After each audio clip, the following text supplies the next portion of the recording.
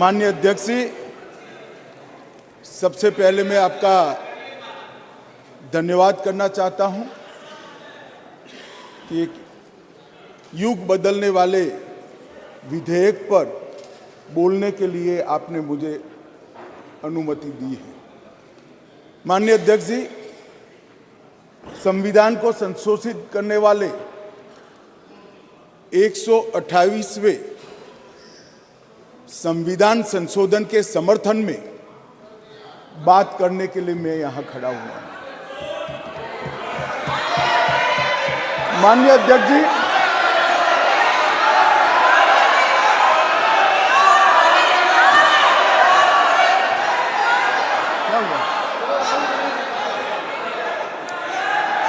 माननीय अध्यक्ष जी,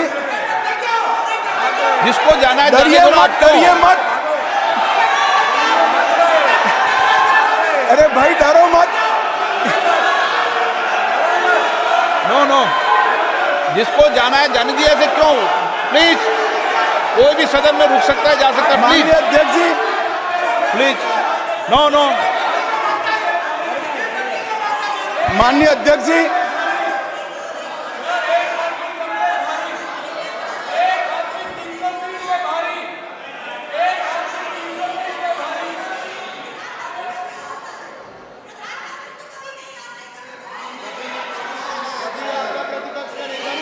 माननीय गृह मंत्री जी। माननीय अध्यक्ष जी,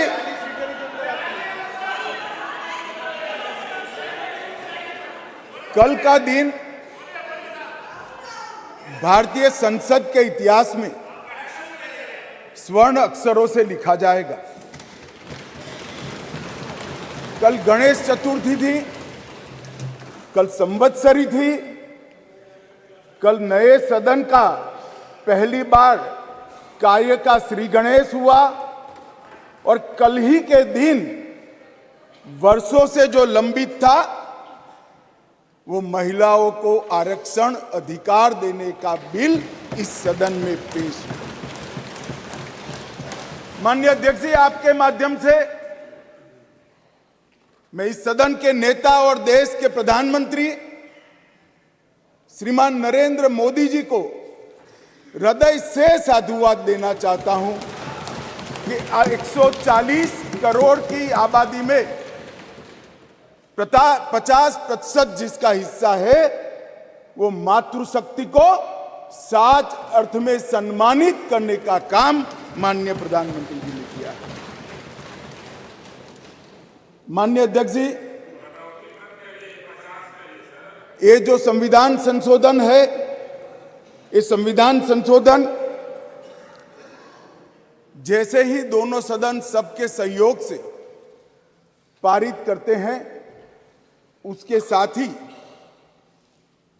देश की लोकसभा और देश के सभी राज्यों की विधानसभाओं में 1/3 स्थान मातृशक्ति के लिए आरक्षित हो जाए। इसलिए ये बिल के अंदर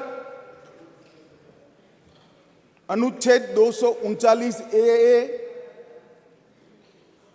जो दिल्ली की विधानसभा से संबंधित है, उसमें बदलाव लेकर मेरे साथी मंत्री मेघवाल जी आए हैं। नया अनुच्छेद 330 ए जो लोकसभा में 1/3 मातृशक्ति का आरक्षण करेगा। नया अनुच्छेद 332 ए जो राज्यों की विधानसभा में 1/3 मातृशक्ति का आरक्षण करेगा और इसके साथ साथ एससी और एसटी वर्ग के लिए जितनी भी सीटें रिजर्व है उसमें भी 1/3 सीटें मातृशक्ति के लिए आरक्षित हो जाएगी। माननीय अध्यक्ष जी, इसके साथ महिलाओं के अधिकार की एक लंबी लड़ाई का अंत हो जाएगा और जिसकी कल्पना इस G20 की बैठक में सम्माननीय नरेंद्र भाई ने समग्र विश्व के सामने रखी, वुमन लेड डेवलपमेंट, उसके नए युग के श्री गणेश इसी बिल से होने जा रहे हैं। क्योंकि अब इस देश की माता, इस देश की मातृशक्ति, इस देश की बेटी न केवल नीतियों के अंदर अपना हिस्सा पाएगी, नीति निर्धारण करने में भी अपने पद को सुरक्षित कर पाएगी। माननीय अध्यक्ष जी, कुछ पार्टी के लिए महिला सशक्तिकरण एक पॉलिटिकल एजेंडा हो सकता है। कुछ पार्टियों के लिए महिला सशक्तिकरण, माननीय अध्यक्ष जी, एक राजनीतिक मुद्दा हो सकता है। कुछ पार्टियों के लिए महिला सशक्तिकरण का नारा ये चुनाव जीतने का एक हथियार हो सकता है। परंतु मेरी पार्टी और मेरे नेता नरेंद्र मोदी जी के लिए महिला सशक्तिकरण राजनीतिक मुद्दा नहीं है।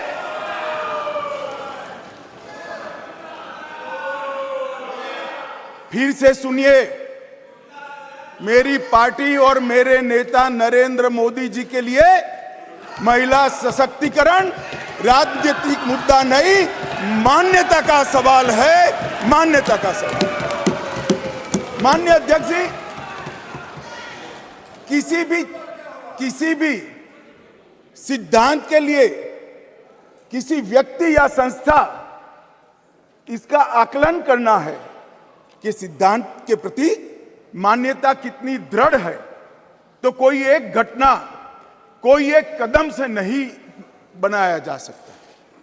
प्रधानमंत्री नरेंद्र मोदी जी जब संगठन का काम करते थे, भारतीय जनता पार्टी के संगठन महासचिव थे गुजरात प्रांत के, और गुजरात में भारतीय जनता पार्टी की वडोदरा कार्यकारिणी हुई थी। उस ऐतिहासिक कार्यकारिणी में मोदी जी के रोल के कारण ही भारतीय जनता पार्टी के संगठनात्मक पदों में 1/3 रिजर्वेशन माताओं के लिए किया गया। और ऐसा करने वाले मैं गर्व से कह सकता हूं कि मेरी पार्टी सबसे पहली पार्टी है और मेरी पार्टी सबसे अंतिम पार्टी। माननीय अध्यक्ष जी, मोदी जी जब मुख्यमंत्री थे, ढेर सारे लोगों को मुख्यमंत्री रहते हुए ढेर सारी भेंटें मिलती हैं। ज्यादा से ज्यादा सभी लोग इसको तोशाखाना में आरक्षित रखवा देते हैं। मोदी जी ने उस वक्त निर्णय किया था और सार्वजनिक घोषणा भी की थी कि जितनी भी भेंट आएगी उसका ऑक्शन होगा और वो बच्चियों की पढ़ाई लिखाई के लिए खर्च किया जाएगा। माननीय अध्यक्ष जी, सीएम रहते हुए भी उनको प्रधानमंत्री देश की जनता ने चुना। 2014 में उनको प्रधानमंत्री पद के प्रत्याशी घोषित करने के बाद चुनाव हुआ और 30 साल के बाद इस देश की महान जनता ने पूर्ण बहुमत की एक सरकार मोदी जी के नेतृत्व में बनाने का मैंडेट दिया। और जब सरकार बनाने का समय आया, तब मोदी जी का स्वाभाविक था कि मुख्यमंत्री पद से इस्तीफा देना, और इस्तीफा देने के बाद ही वो प्रधानमंत्री बन सकते थे। तो मुख्यमंत्री पद से जब मोदी जी ने इस्तीफा दिया, तब इनके बैंक अकाउंट में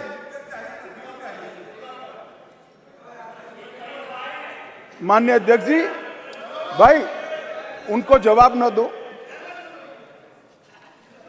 इनके बैंक अकाउंट में जितना भी मुख्यमंत्री की तनख्वाह से और जितना भी पैसा बचा था, वो सारा का सारा गुजरात सचिवालय की वर्ग 3 और 4 के कर्मचारियों की बच्चियों की पढ़ाई लिखाई के लिए। माननीय अध्यक्ष जी, इसके लिए कोई सर्कुलर नहीं था, इसके लिए कोई कानून नहीं बनाया था। यही मोदी जी थे, जब गुजरात के मुख्यमंत्री थे, तब बेटी बचाओ बेटी पढ़ाओ का नारा देश भर में दिया और गुजरात में उनके प्रयासों से, जन जागृति के माध्यम से कोई कानून के बगैर लिंग अनुपात के अंदर बहुत बड़ा परिवर्तन कर लाखों बेटियों को पृथ्वी पर आने का अधिकार इस नरेंद्र मोदी जी ने। दोम धकती धूप में मई महीने में पटवारी से लेकर मुख्यमंत्री तक पूरी की पूरी सरकार 5 दिनों तक गर्ल चाइल्ड एनरोलमेंट के लिए गांव में जाती थी। कोई कस्बा ऐसा नहीं होता था जहां पर सरकार के पदाधिकारी नहीं जाते थे। पंच, सरपंच, जिला पंचायत के सदस्य, तहसील पंचायत के सदस्य, विधायक, सांसद, मुख्यमंत्री, मंत्री सभी लोग जाते थे और बच्चियों को पढ़ाने के लिए, उनके एनरोलमेंट के लिए और ड्रॉप आउट रेशियो के कम करने के लिए, उनको फिर से पुनः दाखला दिलाने के लिए गांवों में निवास करते थे। माननीय अध्यक्ष जी, बेटी बचाओ बेटी पढ़ाओ, इसका परिणाम क्या था? एक और तो लिंग अनुपात में बहुत बड़ा अंतर आया और दूसरी ओर कांग्रेस पार्टी जो लेगेसी छोड़कर गई थी गुजरात में, उसमें प्राइमरी एजुकेशन में 37% ड्रॉप आउट रेशियो था और मोदी जी जब मुख्यमंत्री से प्रधानमंत्री बनने के आए तब वो 30% ड्रॉप आउट रेशियो घटकर 0.70% माननीय अध्यक्ष जी, इसलिए मैं कहता हूं कि हमारे लिए राजनीतिक मुद्दा नहीं है, हमारी मान्यता का मुद्दा है, हमारे स्वभाव का मुद्दा है, हमारी कार्य संस्कृति का मुद्दा है। माननीय अध्यक्ष जी, जहां तक नरेंद्र मोदी जी की केंद्र में सरकार बनी, ये कह रहे हैं कि पहले भी हुआ था, पहले रोक लिया गया, ये सब बातें तो मैं बाद में बताता हूं, परंतु ये जो महिला सशक्तिकरण की बात है, ये संविधान संशोधन से जुड़ी हुई नहीं है। महिलाओं के लिए सुरक्षा, सम्मान और सहभागिता, ये तीनों चीजें जिस दिन मोदी जी ने इस देश के प्रधानमंत्री पद का शपथ लिया, जिस दिन से भारतीय जनता पार्टी की सरकार बनी, इस सरकार का श्वास और प्राण दोनों बने हुए हैं। माननीय अध्यक्ष, कई ऐसी चीजें हैं जो हुई है। आज मैं कहना चाहता हूं माननीय अध्यक्ष जी, जिस दिन मोदी जी इस देश के प्रधानमंत्री बने, इस देश के 70 करोड़ लोग ऐसे थे जिनके घर में बैंक अकाउंट नहीं था। मोदी जी ने जनधन योजना चालू करी, बैंक अकाउंट खोलने का अभियान चालू किया, 52 करोड़ बैंक अकाउंट खोले गए और 52 करोड़ बैंक अकाउंट में से 70% बैंक अकाउंट माताओं के नाम से खोले गए। माननीय अध्यक्ष जी, माताओं के नाम से आज महिला सशक्तिकरण हुआ है। सारी योजनाओं का जो पैसा जा रहा है, माननीय अध्यक्ष जी, किसने 10 मिनट दिए मुझे? आप वहां बैठकर टाइम दोगे? अरे सुनने की आदत डालो भाई, आप वहां बैठकर मुझे टाइम दोगे? माननीय सदस्य प्लीज, मैं मेरी पार्टी के टाइम में बोल रहा हूं। आप कौन फैसला करने वाले होते हैं? माननीय गृह मंत्री जी। माननीय अध्यक्ष जी, आज कोई भी स्कीम का पैसा जाता है तो वो महिला के बैंक अकाउंट के अंदर जाता है। माननीय अध्यक्ष जी, कांग्रेस ने इस देश में 5 दशक से ज्यादा शासन किया। 11 करोड़ परिवार ऐसे थे जहां शौचालय नहीं था। गरीबी हटाओ के नारे दिए, मगर गरीबों की कोई व्यवस्था नहीं कर पाई थी। और जब एक घर में एक शौचालय नहीं होता है तो मान्यवर, सबसे ज्यादा तकलीफ युवा बेटी, बहन और मां को होती है। मान्यवर, शौचालय न होने की पीड़ा तो वही जान सकते हैं जिनके घर में युवा बेटी हो और शौचालय न हो। 11 करोड़ घर ऐसे थे जिनके घर में शौचालय नहीं था। मोदी जी ने पहले 5 साल के अंदर ही 11 करोड़ 72 लाख सदन की सहमति हो तो इस विधेयक के प्रस्ताव को पारित होने तक और चर्चा होने तक सदन का समय बढ़ाया जाए। माननीय गृह मंत्री जी। मान्यवर, ये 11 करोड़ 72 लाख शौचालय बने, किसका एम्पावरमेंट हुआ?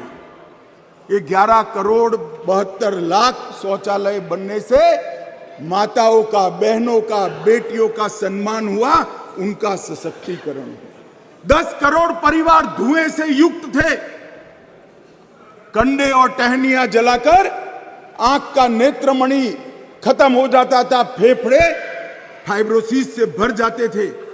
10 करोड़ घरों में एलपीजी का मुफ्त कनेक्शन देकर माताओं का सशक्तिकरण करने का काम किया। 3 करोड़ से ज्यादा माताओं को घर दिया, और वो घर माता के नाम से करने का काम हमारे प्रधानमंत्री नरेंद्र मोदी जी। मान्यवर, 12 करोड़ घर ऐसे थे जहां पीने का पानी नहीं था। अब जो समाज के अंदर रहते हैं, जो जमीन को जानते हैं, उनको मालूम है कि घर में पीने का पानी नहीं है तो पीड़ा सबसे ज्यादा किसको होती है, किसको ज्यादा तकलीफ होती है। घर में पीने का पानी नहीं है तो घर की माता को ही तकलीफ होती है। 12 करोड़ परिवारों के घर में नल से जल पहुंचाने का काम नरेंद्र मोदी जी।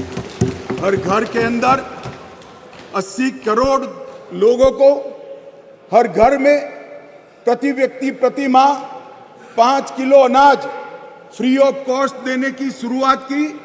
जब चूल्हा नहीं जलता है ना मान्यवर, बच्चे भूखे रहते हैं, तो सबसे बड़ा चूल्हा तो नहीं जलता है मगर माँ का दिल जलता है। मान्यवर, माँ का दिल जलता है। ये भूखे परिवारों को 5 किलो अनाज प्रति व्यक्ति देने का काम हमारे नेता नरेंद्र मोदी जी ने।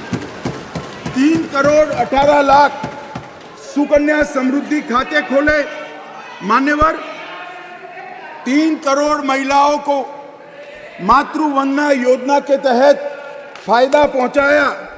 मान्यवर, लगभग 26 सप्ताह का मातृत्व अवकाश, पेड मैटरनिटी लीव देने का काम हमारे नेता नरेंद्र मोदी जी ने। और एम्पावरमेंट क्या होता है माननीय अध्यक्ष जी? आज दुनिया भर में विमान उड़ाने वाले पायलट में महिलाओं की संख्या 5% है, भारत में 15% है, और ये 10 साल में बढ़ेगी। इसको एम्पावरमेंट। मान्यवर, हम ये जो बिल लेकर आए हैं,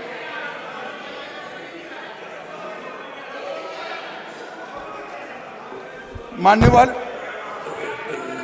ये जो बिल लेकर हम आए हैं, कई सारी साथी महिला सांसदों ने कहा कि महिला को रिजर्वेशन देकर नीचा नहीं दिखाना चाहिए, महिला भी उतनी ही सशक्त है जितना पुरुष सशक्त है। मैं आपसे एक कदम आगे जाता हूं, महिला पुरुष से भी ज्यादा सशक्त है, महिला पुरुष से भी ज्यादा है। मगर समाज व्यवस्था ऐसी बनी है जिसके अंदर इस आरक्षण से अब डिसीजन मेकिंग में, पॉलिसी मेकिंग के अंदर महिलाओं की भागीदारी सुनिश्चित कर दी जाएगी।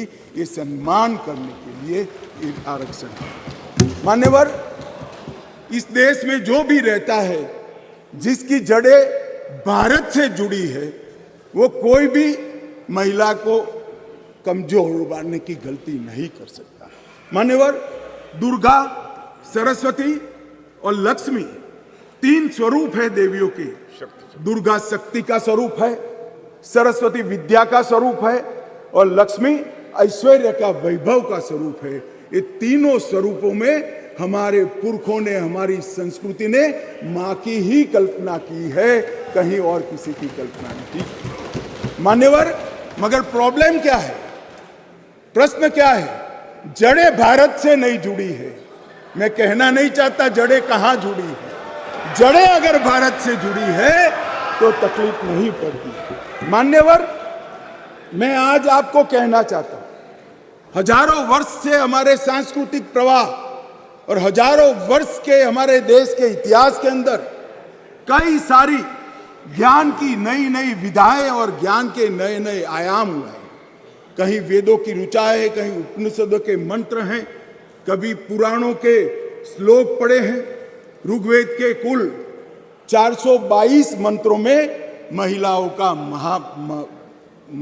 का महिमा मंडन करने का काम हमारे ऋषियों ने किया है। वेदों की रचना में योगदान देने वालों में गार्गी, मैत्रेयी, घोषा, विश्वम्भरा, श्रद्धा, संध्या, देवयानी, सची, अदिति, लोपामुद्रा, ये सारी माताओं ने वेदों को संवेदना से परिपूर्ण कर कर समग्र चराचर की चिंता करने वाली हैं। माननीय अध्यक्ष जी, कहा जाता है अदिति को इंद्र की मां कहा जाता है। मान्यवर, अदिति चारों वेदों में पारंगत थी और चारों वेदों को पूर्ण करने में उन्होंने बहुत बड़ी भूमिका निभाई। मान्यवर, शासन की बात करें तो 10वीं शताब्दी में कश्मीर की रानी दिद्दा, कातकीय वंश की रुद्रमा 13वीं शताब्दी में रानी दुर्गावती, शिवाजी को शिवाजी बनाने वाली जिजाऊ, रानी चेन्नम्मा, महारानी अब्बका और महारानी लक्ष्मीबाई को इस देश का समाज और इतिहास कभी भूल नहीं सकता। मान्यवर, शिक्षा और समाज सेवा के क्षेत्र में गार्गी, मैत्रेयी, सुलभा, वड़वा, प्रतिथेयी, अरुंधति और सावित्रीबाई फुले ने इस समाज को संपूर्ण बनाने के लिए अपना योगदान दिया। हमें बिल जो लेकर आए हैं मान्यवर, ये भाव से लेकर नहीं आए। एक प्रकार की समाज व्यवस्था बनी है और समाज व्यवस्था में एक क्षति है। एक क्षति को सुधारने के लिए, महिलाओं को प्रतिभागिता बढ़ाने के लिए, उनका सम्मान करने के लिए 50% आरक्षण लेकर आज हम यहां पर आए हैं। मान्यवर, जहां तक ढेर सारे लोगों ने अलग अलग प्रकार की बातें की हैं मान्यवर, मैं आज यहां कुछ चीजों का जवाब भी जरूर देना चाहूंगा। मैं इससे पहले स्पष्ट कर देता हूं, कोई ये जवाब को अपने दिल से न लगा ले। मैं किसी भी दल के खिलाफ बोलना नहीं चाहता। बहुत मौके आएंगे जहां राजनीतिक उत्तर देने की जरूरत होगी, दमखम के साथ देंगे, डट कर देंगे। परंतु एक ऐसा मौका है जिसमें ये सदन ने समग्र देश को ही नहीं मान्यवर, आपके माध्यम से समग्र विश्व को ये संदेश देने की जरूरत है कि मोदी जी ने जिसकी कल्पना करी, एक वुमन लेड डेवलपमेंट के लिए पूरा सदन एक मत। मान्यवर, मगर कुछ चीजें यहां कही गई है, इसलिए मेरा बहुत जरूरी है कि इसकी स्पष्टता कर दी जाए।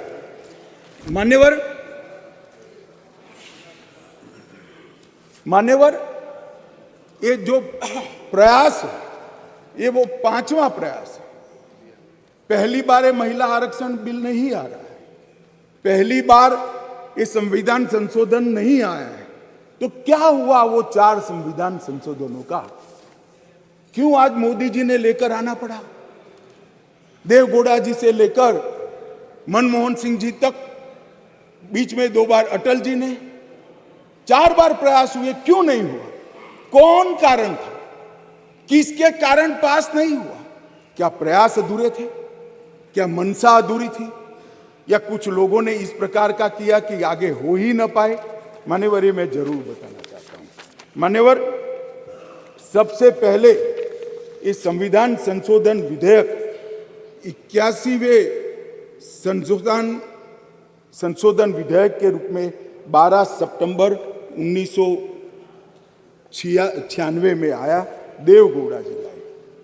मुझे कोई आपत्ति नहीं है भाई, इसका पूरा यश कांग्रेस पार्टी में के अकाउंट में डालना है तो डाल दीजिए। आप भी वोट दे दीजिए, सहमति दे दीजिए, अपने आप आपको वोट मिल जाएगा। परंतु मैं जो स्थिति है, जो सच्चाई है, वो देश की करोड़ों माताओं बहनों को बताना चाहता हूं। ये विधेयक को पहली बार लेकर आए एचडी देवगौड़ा प्रधानमंत्री जी थे, तब ये सरकार लेकर आई। मान्यवर, उस वक्त कांग्रेस पार्टी विपक्ष में बैठा करती थी। देवगौड़ा जी की नहीं, और उनके ही कारण गिर गई थी, सरकार में नहीं थे, सरकार में नहीं थे। अरे बैठो यार। मान्यवर, विधेयक सदन में रखने के बाद विधेयक को गीता मुखर्जी की अध्यक्षता में एक संयुक्त समिति को दे दिया गया और संयुक्त समिति ने 9 दिसंबर 1996 को अपनी रिपोर्ट दे दी, परंतु दुर्भाग्य से विधेयक कभी सदन तक पहुंच नहीं पाया, आया ही नहीं। क्या हुआ मालूम नहीं। और जब 11वीं लोकसभा का विघटन हो गया तो अनुच्छेद 107 के तहत इस विधेयक को लैप्स माना गया और विधेयक वही चला गया। मान्यवर, फिर अटल जी प्रधानमंत्री बने। 14 दिसंबर 1998 में 84वां संविधान संशोधन विधेयक आया और ये विधेयक 12वीं लोकसभा के विघटन के साथ समाप्त हो गया, क्योंकि इसको पेश ही नहीं करने दिया। कुछ दृश्य हुए थे इस सदन में, मैं बोलना नहीं चाहता। अडवाणी जी के हाथ से बिल छीन लिए गए। नहीं, वो ठीक है भैया। नहीं, अभी भी कर रहे हो ना आप, अभी भी कर रहे हो मान्यवर। और 12वीं लोकसभा के साथ अनुच्छेद 107 के तहत वो विलोपित हो गया बिल। फिर 13वीं लोकसभा में अटल जी ही प्रधानमंत्री थे और हम फिर से बिल लेकर आए और उस पर भी चर्चा नहीं हो पाई। अब किसने नहीं की, किसने नहीं की, इसमें मैं जाना नहीं चाहता, क्योंकि आज मैं किसी को दोषारोपण करने के लिए नहीं आया हूं। मगर इस संसद ने, इस सम्मानीय गृह ने कभी न देखे हो इस प्रकार के कुछ दृश्य 13वीं लोकसभा में देखे, जो पुराने अनुभवी सांसद है उन्होंने देखे हैं मान्यवर। और वो भी अनुच्छेद 107 के तहत विलोपित हो गया। इसके बाद में संविधान का 108वां संशोधन डॉक्टर मनमोहन सिंह जी लेकर आए। मनमोहन सिंह जी संशोधन लेकर आए, वो पहले राज्यसभा में रखा, राज्यसभा में संशोधन पारित हुआ, उसके बाद में लोकसभा में लाने का मौका ही नहीं हुआ और वो विधेयक भी विलोपित हो गया। तो कल जो मैं कहता था अधीर रंजन जी कि विधेयक, आपने कहा कि विधेयक अभी लंबित है, लंबित नहीं है, जिंदा नहीं है, जीवित भी नहीं है।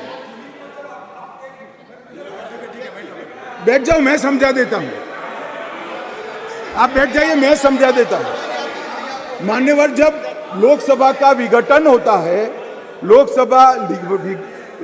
लोकसभा जब विघटित हो जाती है तो अनुच्छेद 107 के तहत लंबित विधेयक जितने भी है वो विलोपित हो जाते हैं, यहां पर नहीं रहते। नहीं, कल उन्होंने सवाल किया था कि विधेयक क्यों फिर से लाना पड़ा। हमारा विधेयक पड़ा है, नहीं पड़ा है, इसलिए विधेयक फिर से लाना।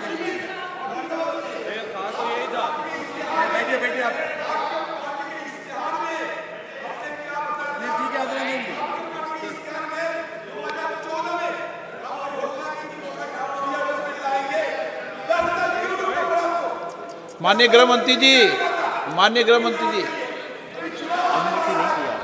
माननीय गृह मंत्री जी को अनुमति नहीं दी आप। मान्यवर, मुझसे 10 साल का हिसाब मांग रहे हैं, अपने 60 साल का हिसाब नहीं देते हैं। अब कौन समझाए, देश की जनता देख रही है। मान्यवर, ये विधेयक 5 बार आया, 4 बार आया, 4 बार पारित नहीं हो पाया। हर बार इस देश की मातृशक्ति को हमारे सदन ने निराश किया है। मैं आज पक्ष विपक्ष के सभी दलों से प्रार्थना करना चाहता हूं कि हम सब एकत्रित होकर ये नई शुरुआत को आज सर्वानुमत से संविधान को संशोधित कर मातृशक्ति को आरक्षण देने का मान्यवर, मैंने पहले ही कहा कि मैं कोई राजनीतिक उठापटक या जवाब देना नहीं चाहता, परंतु कई सारे सवाल उठाए गए। हमारी मंशा पर भी सवाल उठाए कि भाई तुरंत अमल में क्यों नहीं लाते हैं, डिलिमिटेशन कमीशन क्यों और 2026 क्यों। मैं सारी चीज़ों का एक एक कर जवाब देना चाहता हूं। माननीय अध्यक्ष जी, पार्लियामेंट में रिजर्वेशन की जो प्रोविजन है वो आर्टिकल 330 में है और इसी तरह से विधानसभाओं में आरक्षण का जो प्रावधान है ये आर्टिकल 332 में है। ये दोनों रिजर्वेशन अनुसूचित जाति और जनजाति को लागू होती है, दोनों को लागू होती है। मान्यवर, अभी बहुत सारे सवाल उठाए गए, ओबीसी क्यों नहीं, डिलिमिटेशन कमीशन क्यों और क्यों इतनी देरी कर रहे हैं। मैं सारों के जवाब देना चाहता हूं। सबसे पहला जवाब इस बात का है कि अभी जो विद्यमान संविधान है उसमें 3 कैटेगरी के सांसद यहां चुनकर आते हैं। एक सामान्य कैटेगरी से आते हैं जिसमें हमारे ओबीसी भाई भी होते हैं, बहनें भी होती हैं। दूसरा एससी कैटेगरी से आते हैं और तीसरा एसटी कैटेगरी। अभी ये 3 ही कैटेगरी उपलब्ध है मान्यवर। ये तीनों कैटेगरी में हमने 33% रिजर्वेशन माताओं का कर दिया है। और जहां तक सवाल है कि ऐसा क्यों किया, जो आगे मैंने कहा कि डिलिमिटेशन कमीशन क्यों बनाया, प्रोविजन क्यों रखा है और 2026 क्यों, मैं अब इस पर आता हूं मान्यवर। अभी जो संविधान संशोधन आया है इसमें आर्टिकल 330A और आर्टिकल 332A इसके माध्यम से वुमेन रिजर्वेशन का प्रोविजन हमने किया है और इसी के साथ साथ तीनों कैटेगरी में, सामान्य कैटेगरी में, एससी कैटेगरी में और एसटी कैटेगरी में वर्टिकल रिजर्वेशन देकर 1/3 सीटों को महिलाओं के लिए, माताओं के लिए आरक्षित करने का काम ये संविधान संशोधन जो मेघवाल जी लाए हैं उसको लेकर आए हैं। मान्यवर, अब डिलिमिटेशन कमीशन को पहले हम समझ लें।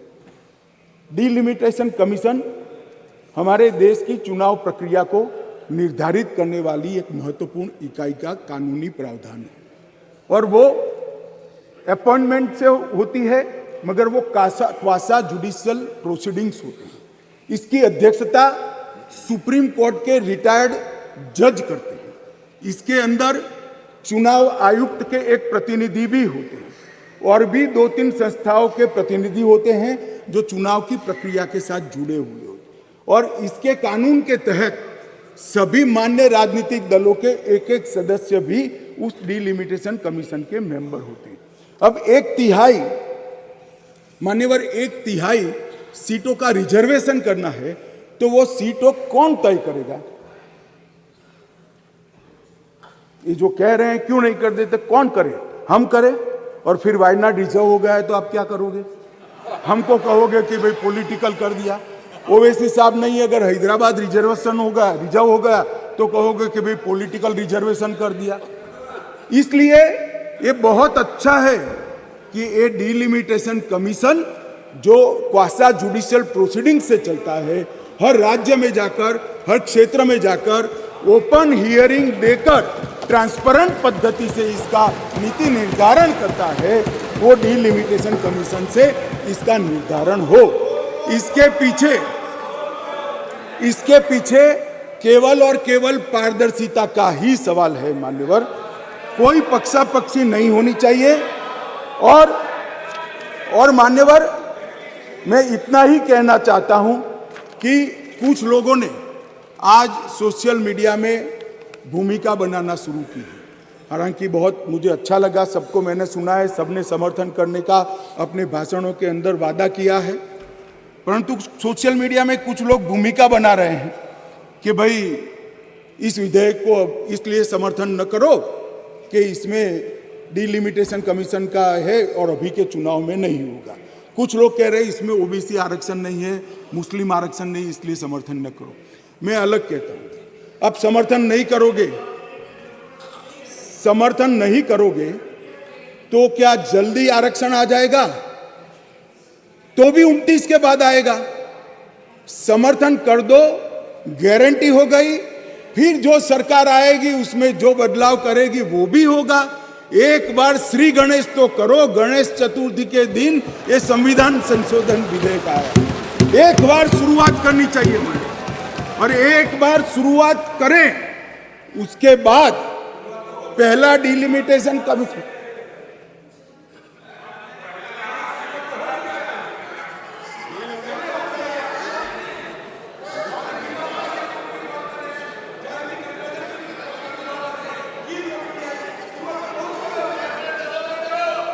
मगर पारित नहीं हुआ मान्यवर। ये कमेटी में रखना ही शुरुआत मानते हैं। इनके जो नारे हैं गरीबी हटाओ जैसे हैं, 50 साल हो जाए मगर गरीबी नहीं हटती। हम ऐसे नहीं है मान्यवर। हम तो जो कहते हैं मोदी जी के नेतृत्व में जो कहा जाता है वो किया जाता है मान्यवर। इससे कोई देरी नहीं होनी है। चुनाव के बाद तुरंत ही जनगणना और डिलिमिटेशन दोनों होंगे और बहुत जल्द ये दिन आएगा कि सदन में 1/3 माताएं यहां बैठकर देश के भाग्य को तय करती होगी मान्यवर। अभी हमारे साथी सांसद अभी चले गए। उन्होंने कहा देश जो लोग चलाते हैं, अब सब लोगों की अपनी अपनी समझ होती है। उन्होंने कहा कि देश जो लोग चलाते हैं उसमें सिर्फ 3 ओबीसी है।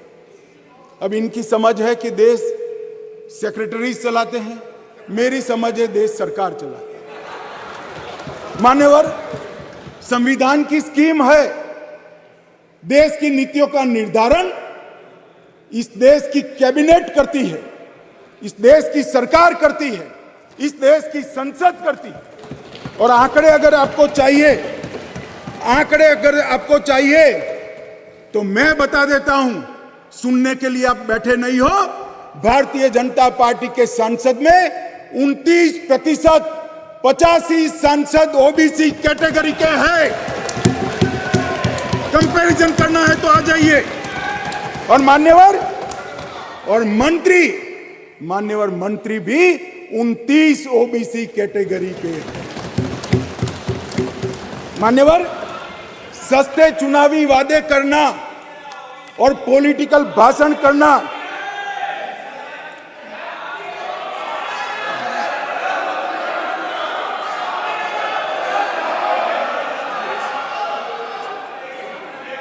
दादा, नए सदन में तो उम्र के हिसाब से कुछ करिए मान्यवर। बीजेपी के ओबीसी एमएलए 1358 में से 365 है, 27% है। ये सभी ओबीसी का राग आलापने वालों से ज्यादा है मान्यवर। बीजेपी के ओबीसी एमएलसी 163 में से 65 है, 65 है, 40% है। ये 33% की बात करते हैं मान्यवर। चुनावी भाषण करना बहुत ठीक है, कोई एनजीओ बनाकर दे देता है, चीट यहां आकर पड़ जाना ठीक है भैया। मन से पिछड़ा वर्ग का कल्याण करने का काम हमारे नेता नरेंद्र मोदी जी ने किया। नरेंद्र मोदी जी जब पहली बार संसद के अंदर नेता चुने गए और कहा गया उनको भाषण करने के लिए, लिखा हुआ भाषण एक साइड पे रह गया। उन्होंने कहा 2014 में मेरी सरकार दलितों की सरकार है, आदिवासियों की सरकार है, पिछड़ों की सरकार है, महिलाओं की सरकार। और मान्यवर आज देश के 80 करोड़ गरीबों को घर, शौचालय, बिजली, पानी, दवाई, गैस का सिलेंडर और खाने के लिए अनाज देने के बाद आज माताओं के लिए 33% आरक्षण नरेंद्र मोदी जी लेकर आए। रहे हैं। और मोदी जी ने ये जो वादा किया था, मान्यवर, ये जो वादा किया था वो मोदी जी ने पूरा किया है। और ये सारे जो ओबीसी का राग आलपते हैं उनको मैं कहना चाहता हूं, आपकी पार्टियों ने कभी ओबीसी प्रधानमंत्री नहीं बनाया, भारतीय जनता पार्टी ने ओबीसी प्रधानमंत्री बनाने का काम। मान्यवर, इसलिए मैं सभी दल के सांसदों को एक विनती करना चाहता हूं, आपको लगता है इसमें कुछ अधूरा है तो कल सुधार लेंगे, मगर हम जो लेकर आए हैं वो महिलाओं के सम्मान की बात है। कृपया उसका समर्थन कीजिए। 4 बार इस संसद को, देश की माताओं को हमने निराश किया है। इस बार राजनीतिक पक्षापक्षी से ऊपर उठकर दलगत राजनीति से ऊपर उठकर हम सब ये विधेयक का समर्थन करें। और यश आपका भी है, हमारा भी है, छोटे से छोटे निर्दलीय सांसद का भी है, ये यश संसद का है, सदन का है। हम सब मिलकर इसको पारित करें, यही मेरा सबसे अनुरोध है।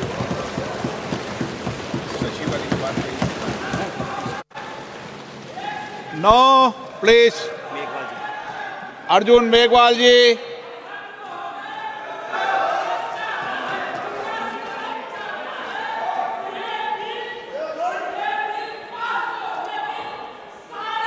रिकॉर्ड में नहीं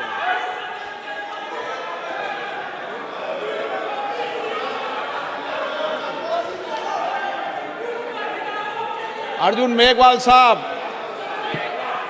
धन्यवाद अध्यक्ष जी। अर्जुन मेघवाल साहब। धन्यवाद अध्यक्ष जी। द कॉन्स्टिट्यूशन अमेंडमेंट बिल 128वां कॉन्स्टिट्यूशन अमेंडमेंट बिल 2023 नारी शक्ति वंदन जैसा बिल जिस पर आज आपने चर्चा की अनुमति दी, मैं आपका बहुत आभारी हूं कि आपने मुझे बोलने का अवसर भी दिया। इस अवसर पर इस चर्चा में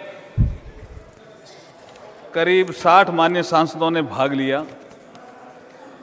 श्रीमती सोनिया गांधी जी से लेकर के देश के गृह मंत्री श्री अमित शाह जी तक 60 माननीय सांसदों ने इसमें भाग लिया और बहुत सकारात्मक सुझाव भी आए। और इन सुझावों के आधार पर जो कुछ विषय रह गए थे उनके द्वारा मैं आपको जानकारी देना चाहूँगा। जैसे एक विषय अधिकतर चर्चा में आया, दिन भर से आ रहा है कि हमारी रैंकिंग महिला प्रतिनिधित्व में कम है। इंटर पार्लियामेंट्री यूनियन के डेटा के अनुसार विश्व भर में नेशनल लेजिस्लेटिव बॉडीज में महिलाओं का औसत प्रतिनिधित्व 24% है, 24%। अभी भारत की लोकसभा में महिलाओं का प्रतिनिधित्व 15%, 15.1% है। इस नारी शक्ति वंदन विधेयक के पारित होने के पश्चात हम ग्लोबल एवरेज से ऊपर उठकर 33% महिला भागीदारी सुनिश्चित करेंगे तो ही हमारा रैंक भी बढ़ेगी, हमारी रैंक भी सुधरेगी। इसलिए करीब करीब सभी ने इसका समर्थन भी किया है। कुछ लोगों ने इसको पॉलिटिकल रंग देने का प्रयास किया, उसके लिए माननीय गृह मंत्री जी ने अधिकतर जवाब दिया। 1-2 बिंदुओं का मैं भी जवाब देने की कोशिश करूंगा। प्रधानमंत्री मोदी जी के नेतृत्व में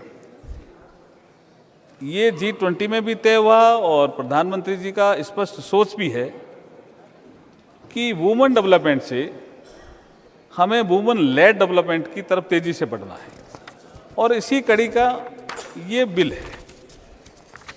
मैं 3-4 मुद्दे जो और आए हैं, विशेष करके कुछ महिलाओं के नाम इस चर्चा में आए जो मातृशक्ति ने महिला अधिकारियों के लिए संघर्ष किया।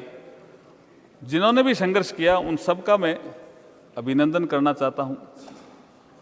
लेकिन कुछ भारत की महान परंपरा में नारी शक्ति का जो हमेशा से योगदान रहा है उनका भी मैं जिक्र यहाँ करना चाहता हूं। वेदिक काल में गार्गी, अपाला घोषा, लोपामुद्रा जैसी विदुषी महिलाओं का उल्लेख मिलता है, जिन्होंने उस काल में देश और समाज का नेतृत्व प्रदान किया। रानी दुर्गावती, रानी चेन्नम्मा, रानी अहिल्याबाई, रानी लक्ष्मीबाई जैसी नारी शक्तियों ने समय आने पर अपने राज्य का नेतृत्व भी किया और अपने राज्य के शत्रुओं से अपने राज्य की जनता की न सिर्फ रक्षा की बल्कि विकास के भी नए कीर्तिमान गढ़े उन्होंने। ऐसी हमारी नारी शक्ति रही है। सावित्रीबाई फूले का नाम भी याद आया, रमाबाई, रानी गैडेनल्यू, भगिनी निवेदिता, रानी एनी बेसेंट, उषा मेहता, सरोजनी नायडू, अरुणा आसफ अली जैसी असंख्य नारी शक्ति ने आज़ादी के महासंग्राम में आगे बढ़कर नेतृत्व किया, अंग्रेजों से लोहा लिया, साथ ही नारी सशक्तिकरण और समाज सुधार के लिए प्राणपण से कार्य किया। मैं जिस राज्य से आता हूँ, राजस्थान से, एक पर्यावरण की रक्षा के लिए अमृता देवी बिश्नोई 363 महिला और पुरुष शहीद हो गए लेकिन पेड़ नहीं कटने दिया। ऐसी महिलाओं का भी हमें वंदन आज करने का अवसर है। मैं इस सदन में, इस सर्वोच्च सदन में सुषमा स्वराज जी को भी याद करता हूं। उन्होंने कहा था कि महिलाओं को आरक्षण दिए बिना, उनके प्रतिनिधित्व के बिना ये विकास की यात्रा अधूरी है। आज हम उनके सपने को साकार कर रहे हैं।